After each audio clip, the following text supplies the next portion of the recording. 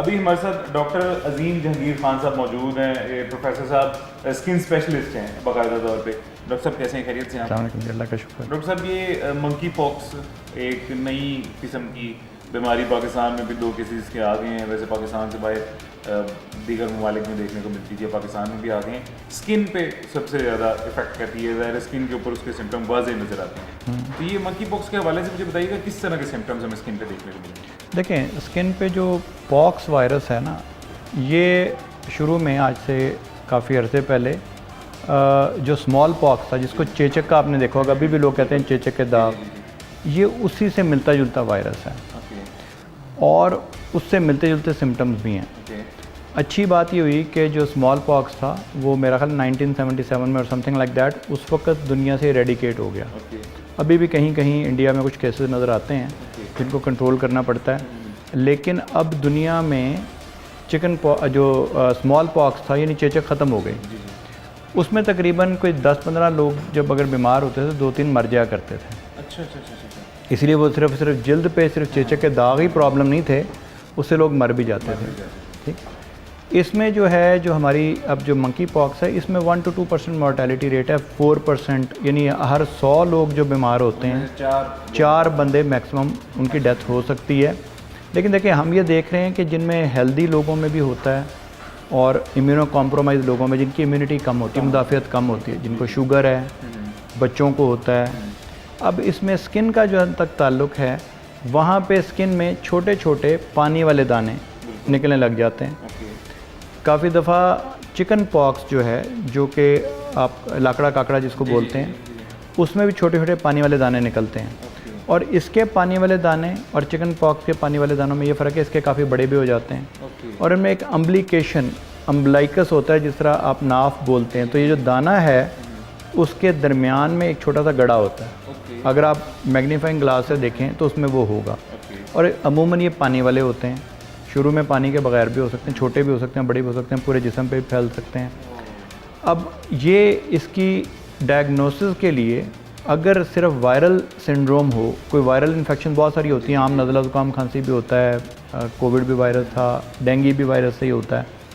अमूमन viral syndromes जो हैं या जो वायरस से पैदा होने वाली बीमारियां जो हैं, उनके शुरू के सिम्टम्स जो हैं वो रैश नहीं होता। वो आम तौर पे जिस्म दर्द करेगा, जिस तरह नज़ला ज़ुकाम खांसी से हल्के से सिम्टम्स वो होते हैं, फ्लू लाइक सिम्टम्स, पट्ठों में दर्द होने लग जाएगी, हल्का बुखार होगा और फिर आहिस्ता आहिस्ता रैश होना शुरू हो जाएगा। जो रैश है उसमें हमने देखना ये कि किस किस्म का रैश है।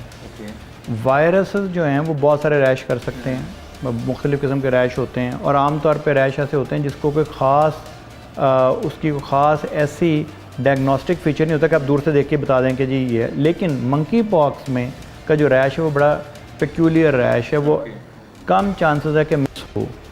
ये उसकी अच्छी बात है, वाज़ेह पता चल जाता है मंकी पॉक्स है। काफ़ी दफ़ा जो स्मॉल पॉक्स और इसमें डिफ्रेंशिएट करना मुश्किल होता है, लेकिन स्मॉल पॉक्स अल्लाह की कुदरत से इस वक्त है ही नहीं है। और एक इंटरेस्टिंग चीज़ इसमें यह है कि सोचा ये जा रहा है हमारे डॉक्टर्स के हल्के में और साइंटिस्ट के हल्के में कि पहले स्मॉल पॉक्स की वैक्सीनेशन होती थी। स्मॉल पॉक्स की इम्यूनिटी हमारे में ज़्यादा थी। शायद चूँकि वो इम्यूनिटी कम हो गई, क्योंकि हमने वैक्सीनेशन उसकी छोड़ दी, क्योंकि दुनिया से जब ख़त्म ही हो गई तो उसकी वैक्सीनेशन भी छोड़ दी। अब जब वैक्सीनेशन छोड़ दी तो शायद उसकी वजह से भी मंकी पॉक्स ज़्यादा होने के चांसेस हैं।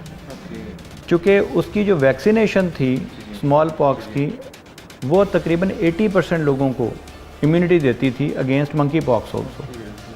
तो वो बड़ी इंटरेस्टिंग फिनोमेना है।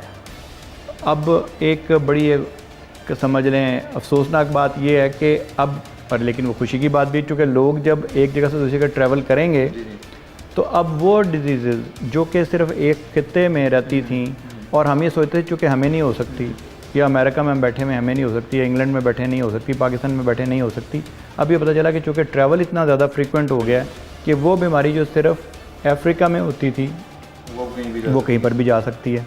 अभी भी शुक्र की बात यह है कि ये वाली जो स्ट्रेन या ये किस्म जो मंकी पॉक्स की दुनिया में फैल रही है, ये वो किस्म है जो कि कम ख़तरनाक है। एक और किस्म है जो कि ज़्यादा ख़तरनाक है वो खुदा का शुक्र है। मंकी पॉक्स की 2 किस्में हैं। अच्छा। एक ज़रा कम ख़तरनाक है, जी जी। ये एंडेमिक थी अफ्रीका के चंद मुल्कों के भी चंद एरियाज़ तक। ऐसी है, जानवरों से मेरे ख्याल से ट्रांसफ़र हुई थी ना। जी, मंकी पॉक्स का मतलब है monkey मंकी से ट्रांसफ़र हुई है। तो इसमें एक इंटरेस्टिंग और पैगाम मेरे ख्याल में हमें देना चाहिए कि जानवरों से प्यार मोहब्बत ज़रूर करें, लेकिन बहुत सारी जूनोटिक जो डिजीज़ उनमें से आती हैं उनसे परहेज़ करने का, उनसे थोड़ा एहतियात करने का ये है कि थोड़ा सा डिस्टेंस मेंटेन करें जानवरों से। उनको आप पेट के तौर पे ज़रूर रखें, लेकिन काफ़ी दफ़ा पेट आप उनको साथ सुलाते हैं। अब ये जानवर, ये तो वो डिज़ीज़ जो हमें समझ आने लग गई हैं।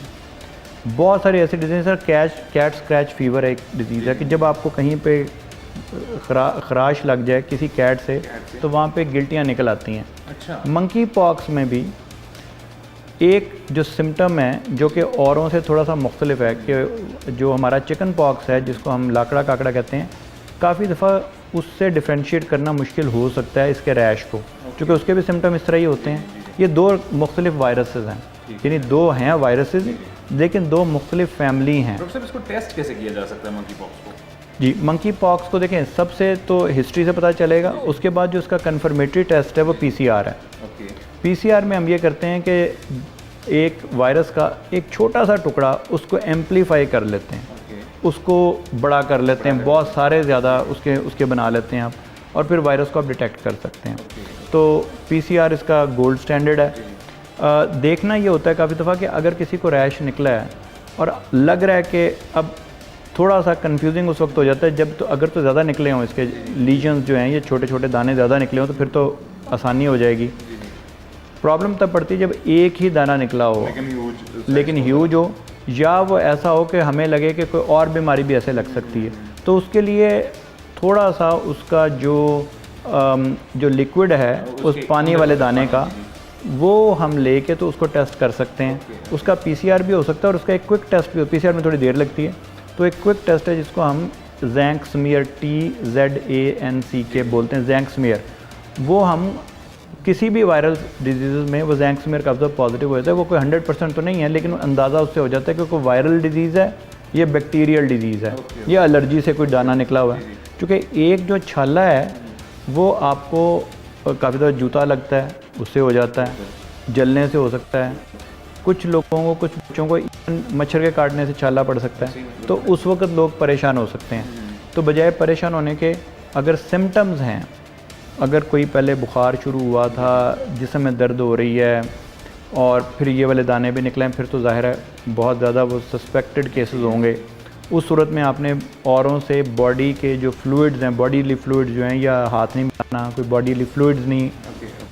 अभी भी कुछ लोगों को दुनिया में ख़तरा है कि ये ड्रॉपलेट इन्फेक्शन, एक तो होती है एयरबॉर्न, एक है ड्रॉपलेट इन्फेक्शन के, जिस तरह जब बातें करते हुए भी थूक के छोटे मोटे ज़र्रे निकल सकते हैं, तो उससे भी कुछ लोगों का ख्याल है कि उससे तो हमें जब बीमारी बड़ी महदूद हो दुनिया में, अगरचे इसके मेरे ख्याल में 80,000 केसेस दुनिया में हो चुके हैं अभी तक, लेकिन पाकिस्तान में मेरे ख्याल से सिर्फ 2 हो गए। हाँ जी, लेकिन वो उससे नहीं, चूँकि पूरी दुनिया में 80,000 is not a big deal. लेकिन अब देखना ये है कि चूँकि जूजू ये ज़्यादा अवेयरनेस आएगी।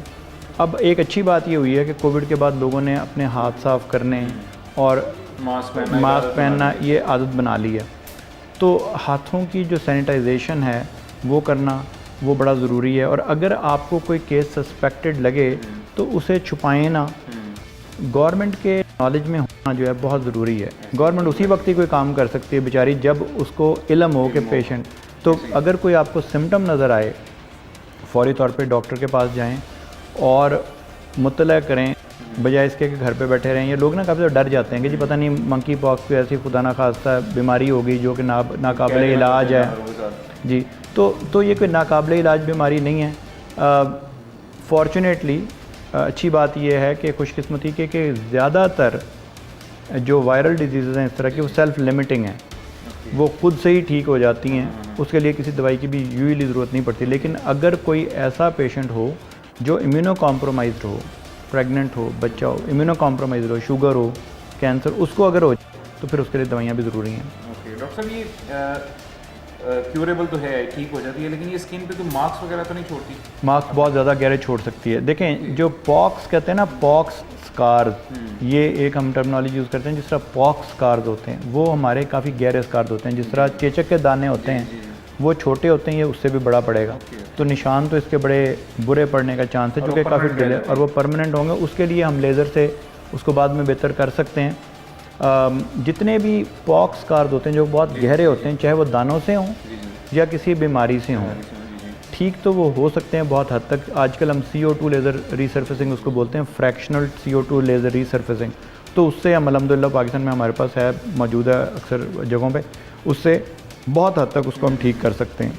लेकिन चूँकि ये डीप स्कार्स होते हैं, इनका ठीक करना ज़्यादा चैलेंजिंग है as compare to other scar. जिस तरह अगर कोई कट का स्कार हो, सर्जरी का स्कार हो, उसको ठीक करना ज़्यादा आसान होता है। पॉक्स के जो स्कार हैं, चाहे वो चिकन पॉक्स हो, चाहे वो स्मॉल पॉक्स हो और चाहे वो मंकी पॉक्स हो, जितने भी पॉक्स स्कार्स हैं वो ठीक करने मुश्किल होंगे। ज़बरदस्त। लेकिन ये अभी फ़िलहाल मेरे ख्याल से कॉविड की निस्बत या बाकी जो स्मॉल पॉक्स वगैरह उनकी निस्बत ये कम नुकसानदेह है। नुकसानदेह इसलिए कम है कि अल्हम्दुलिल्लाह अभी नंबर एक तो ये एयरबॉर्न हो, जिस तरह कोविड थी, या ड्रॉपलेट बॉर्न जितनी ज़्यादा होंगी उतनी तेज़ी से फैलेंगे। उनको कंट्रोल करना बहुत मुश्किल है। अगर किसी को आप हाथ ना लगाना और उससे ज़रा दूर रहना रिलेटिवली आसान है, लेकिन आप चाहे जितना मर्ज़ी मास्क भी पहने, मास्क के साइडों से भी कोई जो एयर आ जाती है, तो वो वाली बीमारियां कहीं ज़्यादा थी। लेकिन लोगों के अब चूँकि सेंसिटिव हुए हैं, लोग परेशान हुए हैं, उनको ये पता है कि अभी एक बड़ी मुश्किल से एक बीमारी से जान छुटी है, अब दूसरी में ना फंस जाएँ। तो उसका फ़ायदा ये हुआ है कि चूँकि लोग सेंसिटाइज पहले हुए हैं, तो they are very very concern. तो उसका कंसर्न का फ़ायदा ये कि वो अपने ज़्यादा ख्याल करेंगे, हाथ साफ़ रखेंगे, ऐसे पेशेंट से फौरी तौर पे इलाज के लिए लेके जाएंगे, घर पे नहीं रखेंगे, और अगर किसी को कोई सिम्टम हो जाए तो उसको रिपोर्ट करेंगे गवर्नमेंट अथॉरिटीज़ को। बहुत शुक्रिया डॉक्टर साहब। ये आपने आज हमारे बेसिकली जो प्रोग्राम का मकसद था वो लोगों में अवेयरनेस देना था। मंकी पॉक्स के हवाले से सोशल मीडिया पे बहुत ज़्यादा एक खौफ फैला रहे हैं कुछ लोग, एक डर फैला हुआ है, लोग डरे हुए हैं, सहमे हुए हैं। उस लिहाज से लोगों को अवेयर करना, लोगों को एजुकेट करना कि मंकी पॉक्स इतनी खतरनाक चीज़ नहीं है, और अगर है भी तो क्यूरेबल है, उसका हल है हमारे पास, और अल्हम्दुलिल्लाह अल्लाह खैर करे तो बेहतर हो सकता है। और फिलहाल वैसे भी इतने केसेस नहीं हैं। ये मकसद था लोगों को अवेयर करना, जिसमें आपने सर जज़ाकल्लाह, अल्लाह आपको जज़ा दें, आपने भी लोगों को अवेयर किया है। मैं भी एक मैसेज दे रहा हूँ अपने प्लेटफॉर्म के थ्रू, इंशाल्लाह लोगों तक मैसेज पहुँच जाएगा। बहुत शुक्रिया sir, thank you so much. यहाँ पे जी हमारे पास वक्त खत्म हो गया है। जिनकी इंशाल्लाह फिर मुलाकात होगी। अपना ख्याल रखें, मुझे इजाज़त दीजिएगा। अल्लाह हाफ़िज़।